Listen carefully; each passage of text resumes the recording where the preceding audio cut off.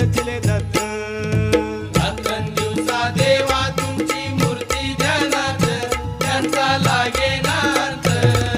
स्वप्नात आले माझ्या शंकर चिले दत्त, स्वप्नात आले माझ्या शंकर चिले दत्त. श्वानाची फौज होती त्यांच्या संगत, श्वानाची फौज होती त्यांच्या संगत. श्वानांना भाकर टाकत होते भगवंत.